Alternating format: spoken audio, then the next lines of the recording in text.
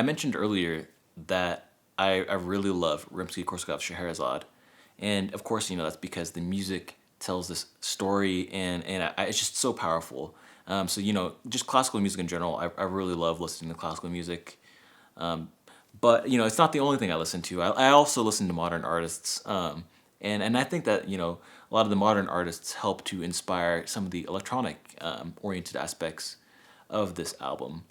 So some of the artists that I listen to, of course, like I'm wearing a Wombats t-shirt right now. So I love the Wombats. I love American violinist Kishibashi. His compositions are really incredible. M83, the French electronic artist, as well as the actually the group that I think really inspired a lot of the concepts, and like telling a story through an album specifically.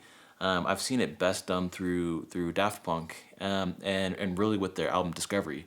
So it was really cool to see. So of course, like for the story aspect, I read a lot of science fiction books, and so the best example, of course, my favorite author is Isaac Asimov, and other classic science fiction authors like Robert Heinlein, that really built a lot of the world that I was imagining. But in addition, I watch a lot of visual media, movies, and anime, and just seeing the kind of like the space opera plots. Of course everyone knows Star Wars. That's a really big space opera. Those show kind of the power also of combining musical themes with these vast interstellar worlds. So the something I want to bring up, which of course I'm sure many of you are really aware of, is Daft Punk's film Interstellar 5555, which is it's a fusion of this whole album story concept with the visual media aspect, and for me, it just was mind blowing, and I loved watching every minute of it.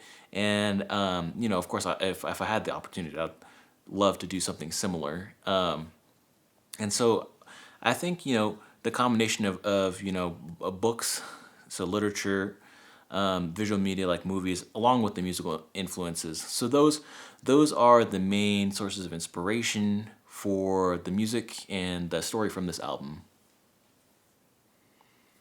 So one thing that people actually don't realize is so I've released this is my sixth release, my first album, but my sixth release is I actually make all of the cover art for all of the albums, and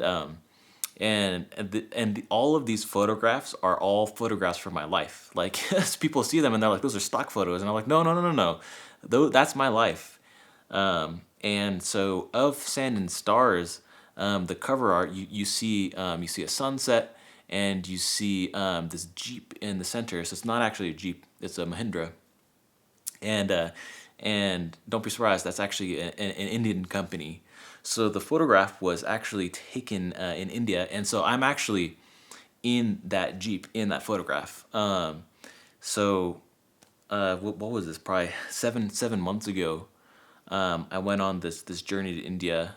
I mentioned that I'm an engineer, and I work in the field of prosthetics research, and so I journeyed to Jaipur Foot because we're trying to collaborate with them to create low cost prosthetics for amputees. But anyways, I raised I think like $33,000.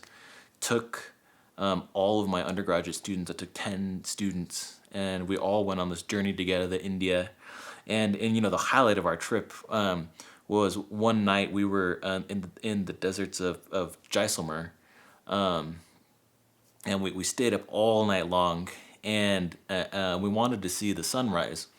And so we're in the middle of nowhere in these deserts that are on the border of Pakistan, and we venture out, and we find like these guys in jeeps that agree to take us to see these camels, and anyways, the photograph was taken while we were on the jeeps on our way to get these camels, and it's such an incredible experience, and yeah, but with all of the cover art from all of my previous works, they are all actually parts of my life. So there are deeper stories behind, oh, that's just a pretty photograph. So that I'm really happy, especially that, I'm in that Jeep in that photograph. I think it's so cool.